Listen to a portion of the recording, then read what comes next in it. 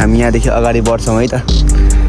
एकदम कुल छ क्या एरिया पनि हामी अरू ठाउँतिर घुम्न गइरहेको हुन्छौँ कि तर यो हाम्रै नजिक भएको एउटा के छ पहिला तर हामी यहाँ चाहिँ घुम्न खासै आइरहेको थिएनौँ म त आएको थिइनँ आज फर्स्ट टाइमै हो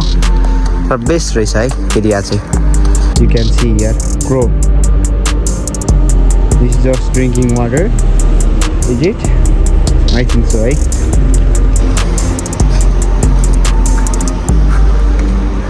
हामी आइसकेका छौँ हामीले त्यहाँ परदेखि देखेको भ्यू अब हामी नजिक आएर हेरिरहेको छौँ र यस्तो रहेको छ है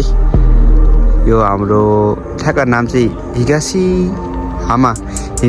प्लेस चाहिँ यस्तो थिएछ है अहिले चाहिँ यो अहिले यस्तो छ पहिला चाहिँ कस्तो छ थाहा भएन तर अहिले चाहिँ यस्तो रहेको रहेछ अघि मैले त्यहाँनिर फोटो खिचिसकेको छ यदि पढ्न मन लागेमा चाहिँ त्यहाँ भिडियो पनि गरिसकेको छ त्यहाँदेखि हेर्दा हुन्छ है गाइज वाउ